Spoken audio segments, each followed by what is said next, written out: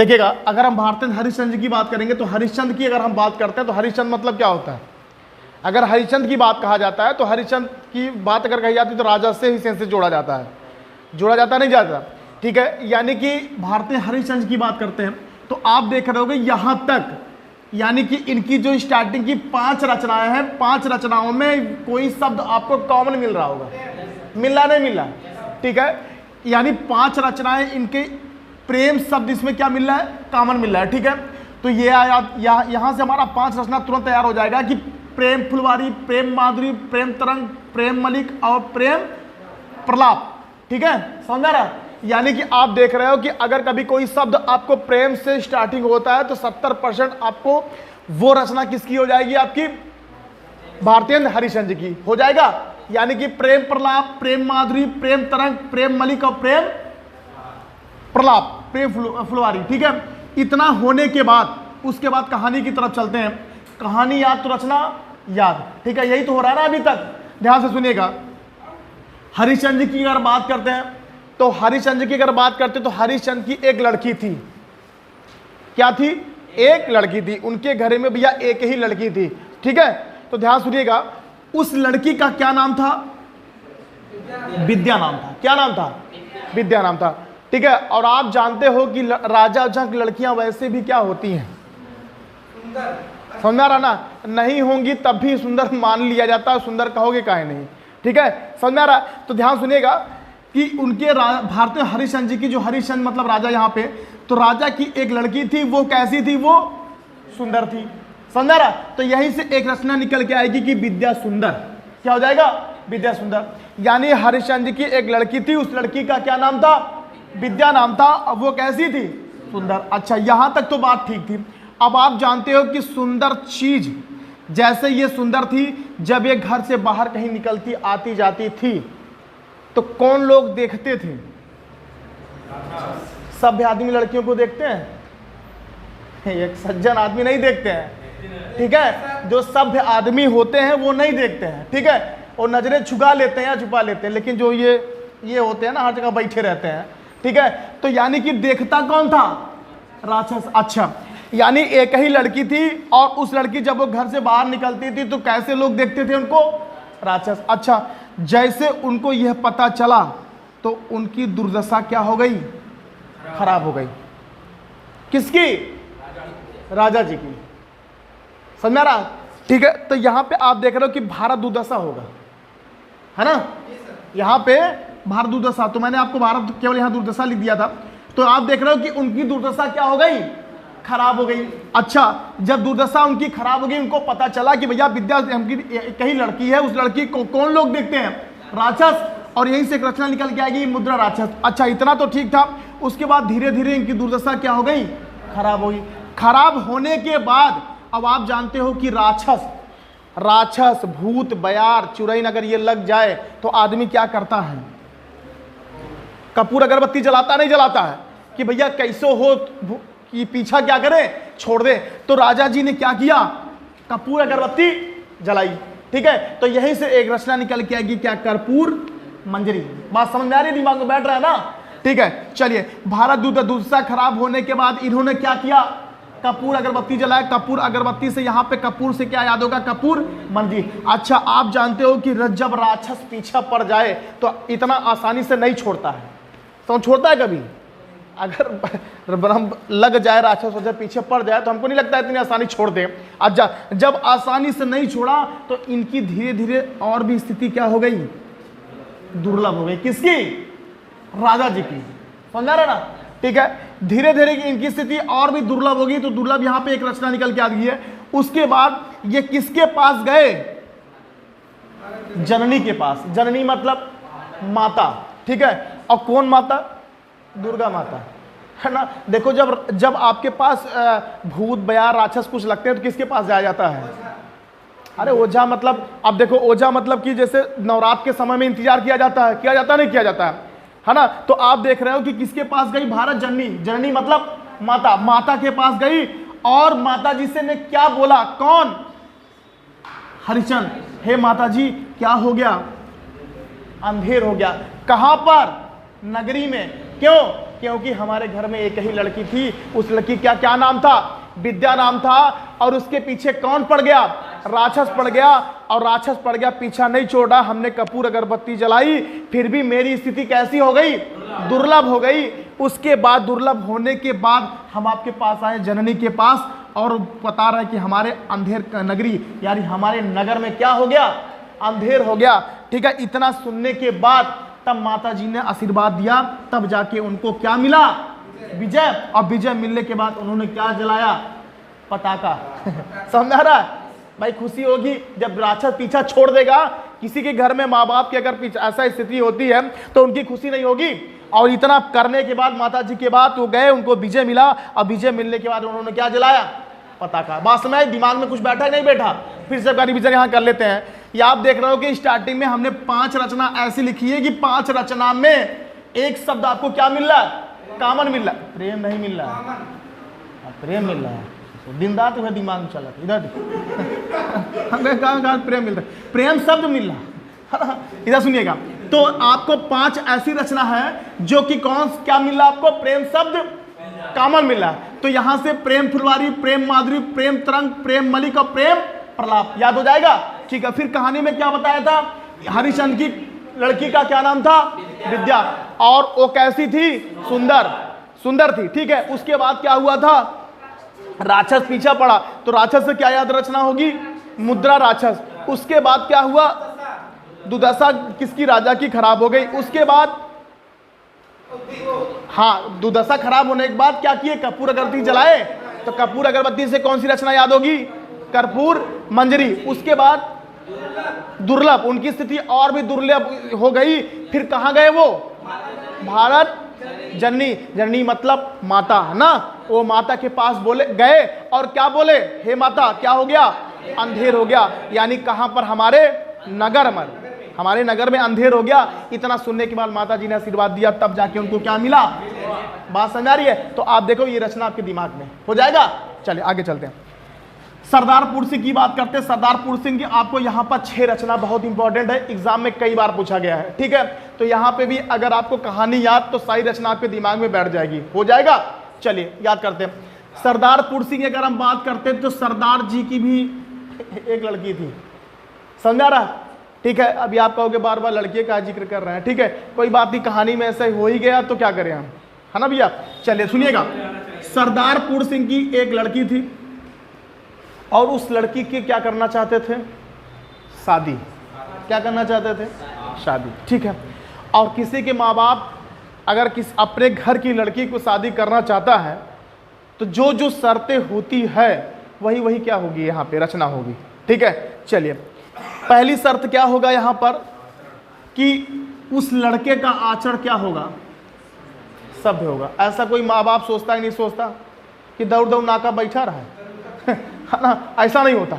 उस लड़के का क्या होता है? आचरण कैसा होना चाहिए? सरदार जी ये कह रहे हैं, अपनी लड़की की शादी करना चाहते हैं, वो ये शर्त रख रहे हैं कि लड़के का आचरण कैसा होना चाहिए? सभ्य होना चाहिए। पहली रचना। ठीक। दूसरी ये कहते हैं कि भैया मजदूर हो तो चलेगा, लेकिन क्या होना चाहिए? प्रेम करने यानी मानने जानने वाला होना चाहिए। ये भी तो एक सपना होता है, नहीं होता?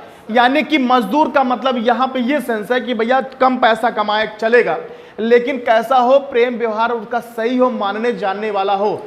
ये नहीं कि जनों बार दौड़ की कमात बा मान सम्मान कोई है ही नहीं है, सबके घर में आप देख ही रहे हो ऐसा। ठीक है, अच्छा दूसरी शर्त यह थी। तीसरी शर्त क्या थी भैया? उसके पास क्या होनी चाहिए? सभी माँ बाप ऐसा सोचते हैं हमारा दामाद ऐसा मिले कि उसके पास सच्ची क्या होनी चाहिए? वीरता। वीरता होनी चाहिए, लेकिन कैसा? सच्ची। अब भौकाली ना रहा कि ऐसा यस कह दे, बस कह दे, जाओ, ये होता नहीं होता है, बहुत लोग ऐसे होते हैं। ठीक है, लेकिन सरदार जी ऐसा नहीं सोचते थे। सरदार जी कैसा सोचते थे? उसके पास वीरता हो, लेकिन कैसी? सच्ची। 3 शर्तें समझ में आ रही है? यानी उस लड़की का शादी करना चाहते थे, लड़का कैसा होना चाहिए? सभ्य कैसा? आचरण से, तो आचरण की सभ्यता की रचना हो गई। दूसरी रचना ये शर्त रख रहे हैं कि लड़का मजदूर और कैसा होना चाहिए? प्रेम करने वाला। तीसरी शर्त ये रख रहे हैं कि वो वीरता होनी चाहिए, लेकिन कैसे? सच्ची। समझ में आ रहा ना? ठीक है, अब ये नहीं कि क्यों डांटे चुप हो गया तुम, है ना? चलिए आगे। इतना। और उसके बाद चौथी शर्त क्या थी? हमेशा कैसा होना चाहिए वो? मस्त। और किसकी तरह? समझा रहा ना? यानी कि मस्त होना चाहिए किसकी तरह? योगी की तरह। यानी कि हमेशा मस्त रहे, ज्यादा टेंशन लेने की जरूरत ना हो, कितनों भी विपत उस लड़के के पास आ जाए लेकिन हमेशा वो क्या रहे? मस्त रहे। ऐसा होना चाहिए, नहीं होना चाहिए? कितनों भी स्थितियां खराब हो लेकिन हमेशा कैसा होना चाहिए वो? मस्त। अब ये नहीं कि विपत आ गई है, अब बुढ़ऊ गए उनके घरे तो मुंह लटकाए बैठा है, ये नहीं। सीधे बताइए हाँ काम हो जाएगा, कोई दिक्कत नहीं, ये सब कष्ट आते जाते रहते हैं जीवन में। अच्छा, इतना होने के बाद अगर इतनी शर्तें हैं उस लड़के के पास, तब जाके सरदार जी क्या करेंगे? क्या करेंगे? कन्यादान। और वही रिश्ता क्या कहलाएगा? बात समझ में आई? ठीक है, इतनी शर्त है। और जान लीजिए, ये इतना सारी बात अपने माँ बाप, जितने माँ बाप होंगे सारी अपनी लड़की लिए करते नहीं करते हैं। ठीक है, फिर से एक बार revision.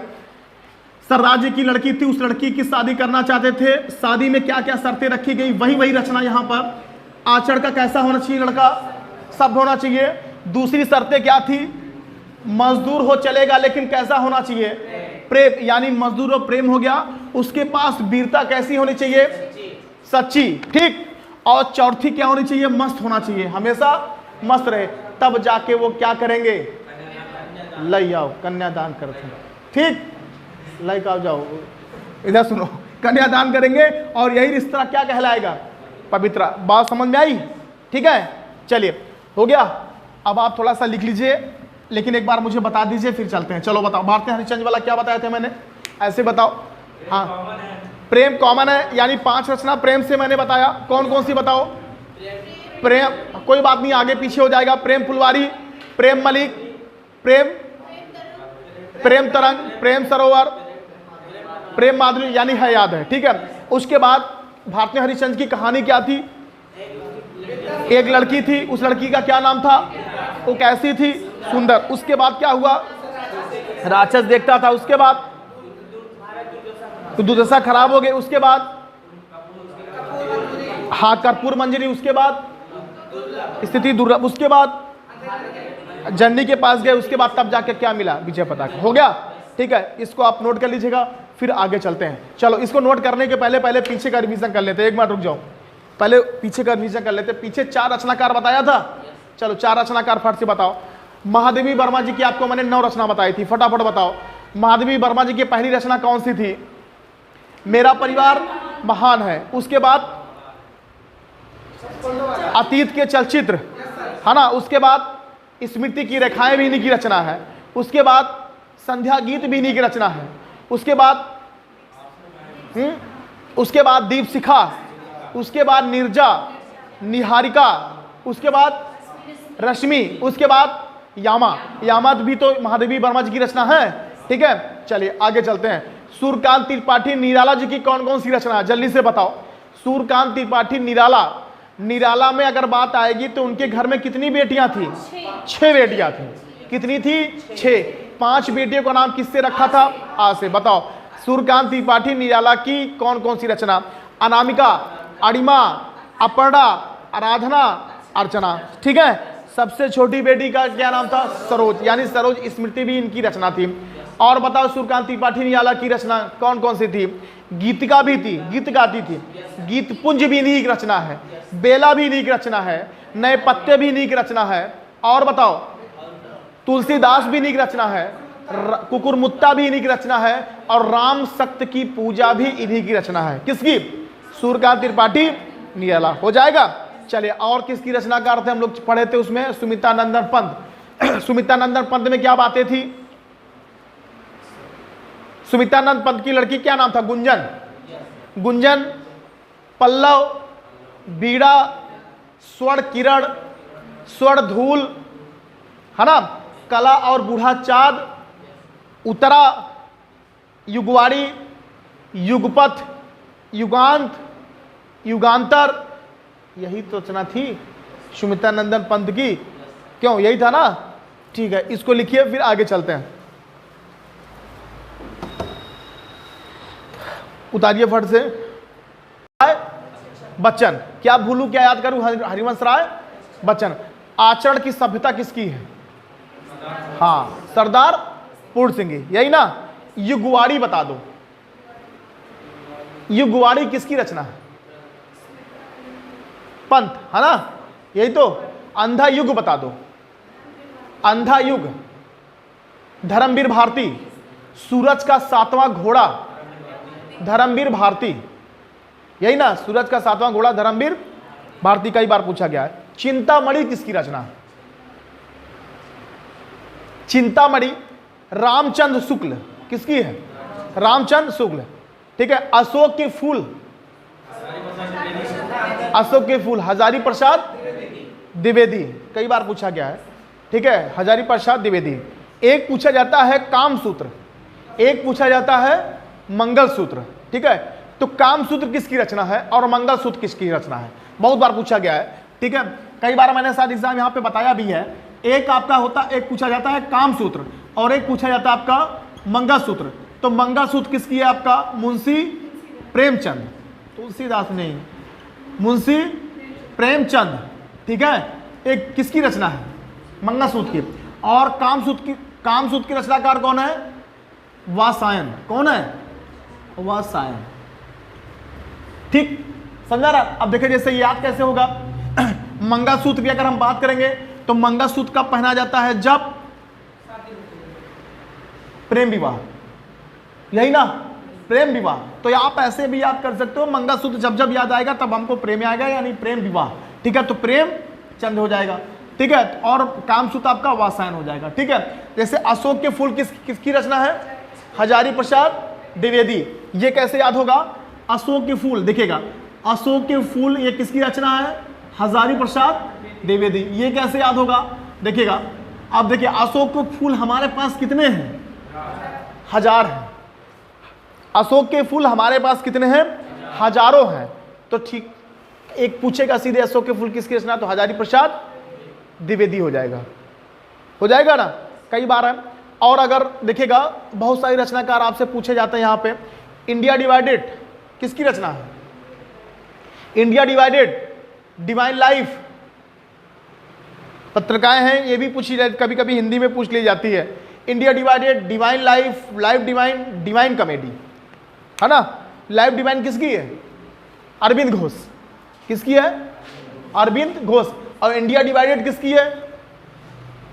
India divided Rajendra Prasad, है ना। डिवाइन कॉमेडी किसकी है? दांते, किसका है? दांते, ठीक है, कई बार एग्जाम में पूछा गया है, ठीक।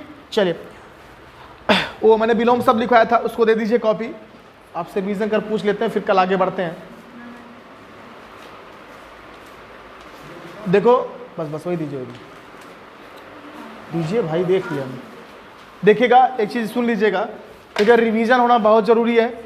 दो महीने के 4 महीना लग जाए ठीक है, लेकिन 4 महीने का 4 साल ना लगे, समझ में आ रहा ना। चलिए फटाफट बताते चलिएगा। अच्छत का विलोम क्या होगा? अच्छत का विच्छत। आगम का विलोम सुगम, आगम का सुगम, ठीक है। आगे बताना। अर्पण का विलोम क्या होगा? ग्रहण, अर्पण का ग्रहण। अर्वाचीन का प्राचीन, अर्वाचीन का प्राचीन। अनुज का अग्रज, अपराधी का निरपराधी। अपेक्षा का उपेक्षा। आगमन का प्रस्थान, आगमन का प्रस्थान। आशा का निराशा, मत बोलो, अच्छा ठीक, कोई बात नहीं है, तो विलोम है ना, तब क्या है दिक्कत। चलिए आगे बताना। अति का अति मतलब ज्यादा होता है, तो अति का न्यून, अति का न्यून। आगे ग्रहण का त्याग, ग्रहण का त्याग। सरल का जटिल, निरामिष का समिष, नैसर्गिक का कृत्रिम, एकदम सही है। आगे अंतरंग का, अंतरंग मतलब अंदर का रंग, तो अंतरंग का बहिरंग, अंतरंग का बहिरंग। मूक का, मूक मतलब गूंगा होता है, मूक का वाचाल, सही है। पुरस्कार का विलोम तिरस्कार, सही है। असली का नकली, विधवा का सधवा, मुख्य का गौड़, मुख्य का गौड़। उन्मूलन का रोपण और उन्मीलन का निमीलन, ठीक है। आगे जागरण का, जागरण मतलब रात भर जागना, तो सीधे से हो जाएगा आपका निद्रा, निद्रा मतलब सोना हो जाएगा। आगे राजतंत्र का प्रजातंत्र, ठीक है। त्याग का ग्रहण, सुलभ का दुर्लभ, आधा ज्यादा तो आप बैठा ही लोगे, है ना। सुलभ का दुर्लभ। आगे वीर का कायर, खंडन का मंडन, खंडित का मंडित, खंड का अखंड, उज्ज्वल का धूमिल, आकाश का पाताल, आकाश का पाताल, अंधकार का प्रकाश, काला, काला का हुआ अंधकार, काला हुई, अंधकार का प्रकाश, ठीक है। अच्छा आगे उज्ज्वल का धूमिल होगा, ठीक है। आगे चलते हैं। गुरु का एक गुरु होता है, एक गुरु होता है, ध्यान सुनिएगा। अगर गुरु पूछा जाएगा तो शिष्य हो जाएगा, गुरु पूछेगा तो आपका लघु हो जाएगा, ध्यान से सुनिएगा। आगे बंधन का मुक्त, आदि का अंत हो जाएगा ना, आदि मतलब प्रारंभ होता है, ध्यान सुनिएगा। आगे निर्मल का, हाँ निर्मल मतलब स्वच्छ अच्छे से होता है, और मलिन मतलब गंदा होता है, ठीक है, ध्यान सुनिएगा। दुर्गम का उगम, शोषक का पोषक, है ना, शोषक का पोषक, जड़ का चेतन, सही है। आगे स्वार्थ का परमार्थ, आगे आकर्षण का विकर्षण, उत्थान का पतन, उत्थान का पतन, पर तत्सम तत्सम बताना। हाथी का हस्ती, हाथ का हस्त, नाक का नासिका, कान का कर्ण, आंख का अच्छ, आंख का अच्छ, बैल का वृषभ, दांत का दंत, जामुन का जम्ब, नारियल का नारकेल, नारियल का नारकेल, चूहा का मूसक, चूहा का मूसक, ठीक है। आगे दामाद का जमाता, दामाद का जमाता, चबूतर का चतवाल, कबूतर का कपोत, कपूत नहीं कपोत, दूध का दुग्ध, दूध का दुग्ध, दही का दधि, सरसों का ससर्प, सरसों का ससर्प, कई बार पूछा गया, ठीक है। पड़ोसी का प्रतिवेशी, पड़ोसी का प्रतिवेशी, पसीना का प्रस्विन, पसीना का प्रस्विन, ओठ का ओष्ठ, ठीक है। ओठ होता है कि होठ होता है? हाँ ओ ना करो, हम लिख दे रहे हैं, वही बताओ। इसमें बताना कौन सा सही होगा, लिखने तो दो।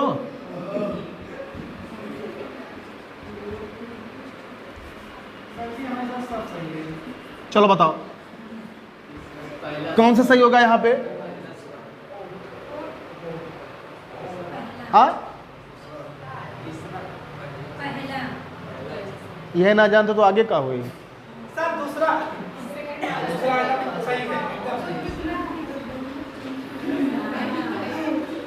यही ना दिखा दी, कुछ कॉमन चीज जाना कर, है ना। जब ओठ ना जानते, बाल आँख नाक नहीं जानबा तो और का जानबा भैया, इतना बड़े हो गए, ठीक है। चलिए कोई बात नहीं, होठ होता है, हम लोग ओठ बोलते हैं लेकिन होठ होता है, ठीक है, शुद्ध वर्तनी में। चलिए हो गया।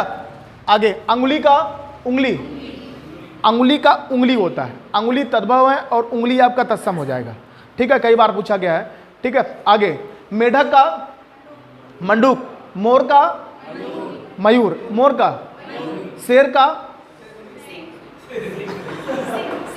हाँ सिंह, अच्छा हो जाएगा। तत्सम तद्भव भी देखिए आपसे पूछा जाता है कई बार, लिंग पुल्लिंग भी पूछा जाता है, ठीक है। जैसे मोर का लिंग, मोर का स्त्रीलिंग क्या होगा? अच्छा सब में आखिरी में बड़ी की मानता लगा देंगे, सब में बन जाएगा, तो मतलब है क्या फिर टॉपिक का? यादव का ठाकुर का स्त्रीलिंग, यादव का, पंडित का, बनिया का, सब में आइन लगा दो तो फिर एक मतलब लिंग टॉपिक खत्म हो गया। यही तो इतना आसान और क्या हो सकता है कि भैया आइन लगा दो, लिंग खत्म हो गया। हाँ यही तो होगा। चूहा का, मच्छर का, मच्छरी,